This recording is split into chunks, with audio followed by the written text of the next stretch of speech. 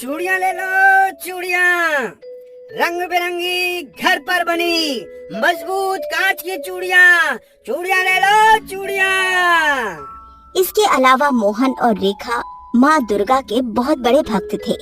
रेखा का रोज का नियम था कि वो हर रोज अपनी बनाई हुई चूड़ियों में से सबसे पहले लाल रंग की कुछ चूड़ियाँ माँ दुर्गा को चढ़ाती थी। उनके द्वारा रोज की चढ़ाई हुई लाल रंग की चूड़ियाँ माँ दुर्गा तक पहुँच रही थी। माँ, लगता है धरती लोक में रहने वाले मोहन और उनकी पत्नी रेखा ने आज भी आपको रोज की तरह लाल रंग की सुंदर चूड़ियाँ चढ़ाई हैं। हाँ शेरू, धरती लोक में रहने वाले मोहन और रेखा मेरे बहुत बड़े भक्त हैं। वो रोज बड़ी मेहनत से ये सुंदर सुंदर चूड़ियाँ तैयार करते हैं और फिर उन चूड़ियों में से सबसे पहले कुछ लाल रंग की चूड़ियाँ मुझे भेंट चढ़ाते हैं। वो जानते हैं मुझे लाल चूड़ियाँ कितनी पसंद हैं। वैसे माँ, इन चूड़ियों के बदले आपको भी अपने भक्तों को कुछ देना चाहिए। बिल्कुल शेरू, समय आने पर मैं अपने भक्तों के लिए जरूर कुछ करूंगी। एक दिन जब रोज की तरह रेखा ने मोहन को चूड़ियों से भरी टोकरी दी तो मोहन ने बड़े उदास मन से टोकरी को लिया। क्या हुआ? आज आप बहुत उदास दिख रही हैं। सब ठीक तो है ना? अरे क्या बताऊं रेखा, मैं तो ये सोचकर गांव से इस शहर में आया था कि यहाँ गांव के मुकाबले बहुत अच्छी कमाई हो जाएगी, लेकिन शहर के बड़े चूड़ी व्यापारी तो मुझे बाजार में खड़ा भी नहीं होने देते। आप एक काम करो, आज आप बाजार की जगह गली गली जाकर चूड़ियाँ बेचो, क्योंकि बाजार में जो ग्राहक आते हैं वो आते तो उन गलियों में से ही है ना। अब मोहन बाजार की जगह गली गली जाकर आवाज लगाकर चूड़ियाँ बेचने लगा। चूड़ियाँ ले लो चूड़ियाँ, रंग बिरंगी चूड़ियाँ, घर पर बनी चूड़ियाँ, मजबूत कांच की चूड़ियाँ, अरे चूड़ियाँ ले लो चूड़ियाँ। आपके हाथ की बनी चूड़ियाँ तो बहुत सुंदर लग रही हैं। हाँ बहन जी, सब माँ दुर्गा की कृपा है।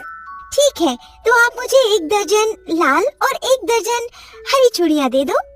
मुझे भी 1 दर्जन लाल और हरी चूड़ियाँ दे दो।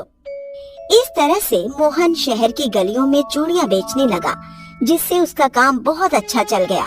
लेकिन जल्द ही ये बात बाजार में बैठे चूड़ी व्यापारियों तक पहुँच गई। उस गांव से आए मोहन की हिम्मत तो देखो, हमने उसे बाजार में चूड़ियाँ बेचने से रोका तो वो सीधा हमारे शहर की गलियों में चूड़ी बेचने लगा, देखा? सही बात है भाई साहब, अगर उन औरतों को घर पर बैठे चूड़ियाँ मिल जाएंगी तो ये बाजार से हमसे चूड़ियाँ खरीदना क्यों आएंगी। हमें इस मोहन का जल्द से जल्द कुछ करना पड़ेगा, नहीं तो हमारा इतने सालों का जमा जमाया व्यापार ही ठप हो जाएगा। सही कह रहे हैं भाई साहब, हमें कुछ भी करके इस मोहन को अपने शहर के बाजार के साथ साथ अपने शहर की गलियों से भी निकालना होगा। कहीं इसकी वजह से हमारा व्यापार ठप हो गया तो हम भूखे मर जाएंगे। हम कल ही उस मोहन को अकेले में पकड़कर अच्छा सबक सिखाते हैं। हाँ। फिर अगले दिन जब मोहन हमेशा की तरह टोकरी में चूड़ियाँ लेकर शहर की गलियों में आया तो उन दोनों चूड़ी व्यापारियों ने उसे घेर लिया। रुको मोहन, याद है हमने तुमसे कहा था कि तुम इस शहर में चूड़ियाँ नहीं बेच सकते, फिर भी तुम्हारी इतनी हिम्मत कि तुम इस शहर में चूड़ियाँ बेच रहे हो। हाँ, लेकिन जैसा आपने कहा था, अब मैं बाजार में चूड़ियाँ नहीं बेचता, मैं तो गली गली जाकर चूड़ियाँ बेचता हूँ। हमें ज्यादा बातों में मत उलझाओ, तुम गलियों में भी चूड़ियाँ क्यों बेच रहे हो? आखिरकार बाजार में हमारी दुकानों पर ग्राहक आते तो इन गलियों से ही है ना, और तुम गलियों में जा जाकर सस्ते दामों में चूड़ियाँ बेच रहे हो, इसलिए तो हमारी दुकानों की कमाई कम हो गई है। अरे भाई, तुम्हारी वजह से कितनी सारी औरतों ने हमारी दुकानों पर आना बंद कर दिया है, क्योंकि तुम उनके घर तक आकर उन्हें चूड़ियाँ बेचाते हो। आज हम तुम्हें छोड़ेंगे नहीं, आज हम तुम्हें और तुम्हारी चूड़ियाँ दोनों को ढंग से तोड़ेंगे, ढंग से बता दे रहे हैं। सही कह रहे हैं भाई साहब, आज इसे सबक सिखाना ही पड़ेगा। और फिर उन दोनों व्यापारियों ने मोहन के सारे पैसे छीनकर उसकी टोकरी में रखी सारी चूड़ियां तोड़ दी और उसे इतना मारा पीटा कि वो बेहोश ही हो गया। और जब उसे होश आया तो वो अपने घर अपने बिस्तर पर था। दीदी चलो अच्छा है, भैया को होश आ गया, अब आपको चिंता करने की जरूरत नहीं है। तुम कौन हो बहन? इसका नाम दुर्गा है, यही आपको बेहोशी की हालत में घर तक लाई। भैया मैं तो बस वहाँ से गुजर रही थी, आपको वहाँ बेहोश देखा तो आसपास के लोगों से आपका पता पूछकर आपको यहाँ तक ले आई। दुर्गा अनाथ है, ये शहर में बने माँ दुर्गा के मंदिर में सेवा करती है और वहीं रहती है। धन्यवाद दुर्गा बहन, तुमने मुझे बचा तो लिया, लेकिन अब जैसी मेरी हालत है मैं कुछ दिन चूड़ियां बेचने नहीं जा पाऊंगा और जब घर से निकलने लायक भी हो जाऊंगा तब भी पता नहीं चूड़ियां बेचने कहाँ जाऊंगा, क्योंकि शहर के बड़े चूड़ी व्यापारी ना तो शहर के बाजार में मुझे चूड़ियां बेचने दे रहे हैं और ना ही शहर की गलियों में।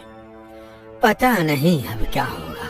रेखा दीदी अगर आपको ऐतराज ना हो तो जब तक भैया ठीक नहीं हो जाते तब तक मैं आपकी चूड़ियां बेचने में मदद करना चाहती हूँ, लेकिन वो तो व्यापारी बहुत खतरनाक है, तुम देख रही हो उन्होंने इनका क्या हाल किया है।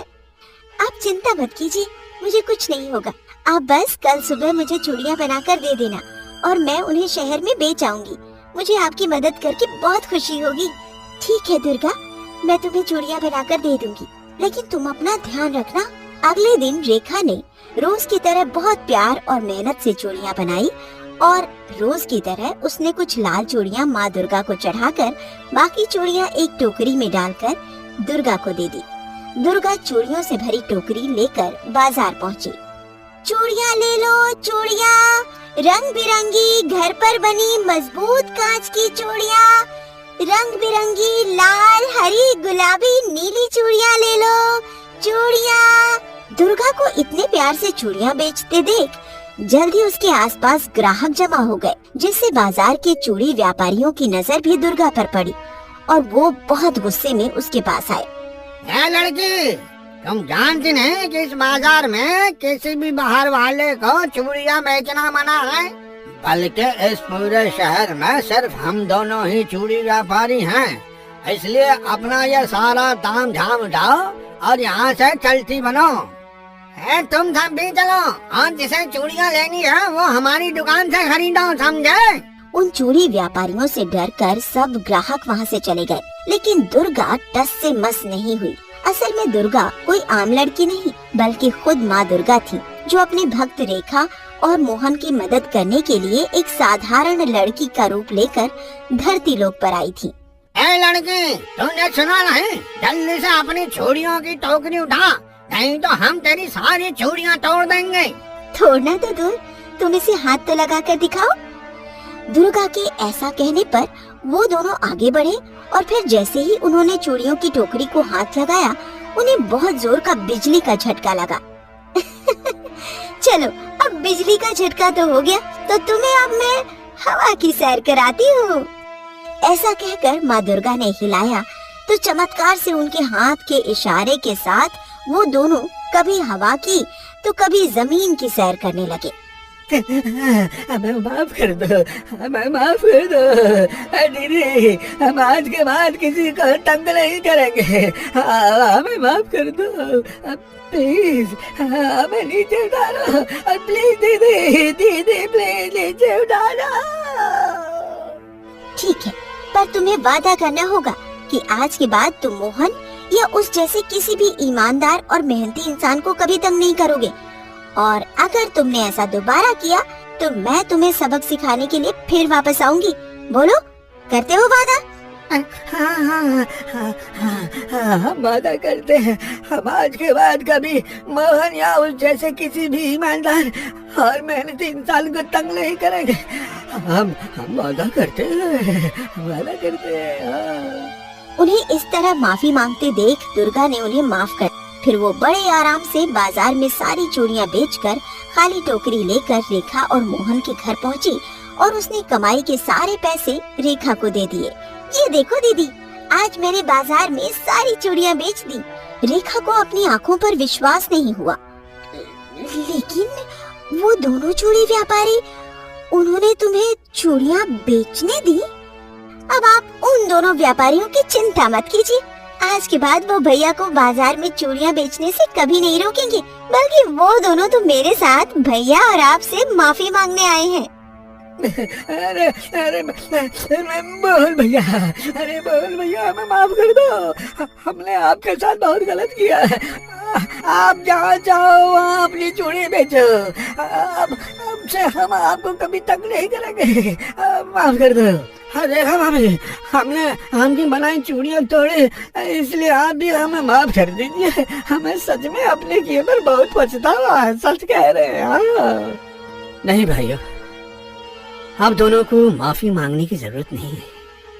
आपको अपनी गलती का एहसास हो गया है, हमारे लिए इतना ही काफी है। बहन दुर्गा, मुझे नहीं पता तुमने ये सब कैसे किया, लेकिन उन दोनों को सबक सिखाकर आज तुमने हमारी सारी परेशानियां दूर कर दी। तभी अचानक रेखा की नजर दुर्गा की कलाइयों पर गई और उसने देखा कि दुर्गा के हाथों में वही लाल रंग की चूड़ियां हैं जो उसने आज माँ दुर्गा को चढ़ाई थी। उसने मंदिर में देखा तो माँ दुर्गा के पास कोई चूड़ियां नहीं पड़ी थी और बस वो समझ गई कि ये दुर्गा कोई आम दुर्गा नहीं बल्कि स्वयं माँ दुर्गा है और वो हाथ जोड़कर माँ दुर्गा के पैरों में गिर गई। मैं जानती हूँ आप कोई आम लड़की नहीं बल्कि स्वयं माँ दुर्गा है। हम पर कृपा करो माँ, हमें अपने असली रूप के दर्शन दो। रेखा के इस तरह प्यार और श्रद्धा से कहने पर माँ दुर्गा अपने असली रूप में आई। हाँ रेखा, मैं माँ दुर्गा ही हूँ और मैं जानती थी तुम आखिरकार मुझे पहचान ही लोगी। असल में मैं तुम्हारी और मोहन की भक्ति से बहुत खुश हूँ, इसलिए मैं तुम्हारी मदद करने के लिए एक आम लड़की का रूप लेकर आई थी और अब तुम्हें कभी किसी चीज की कमी नहीं होने दूंगी। तुम्हें वो हर चीज मिलेगी जिसकी तुम्हें इच्छा है। मेरी कृपा हमेशा तुम पर बनी रहेगी। आज के बाद तुम दोनों एक खुशहाल जीवन जियोगे।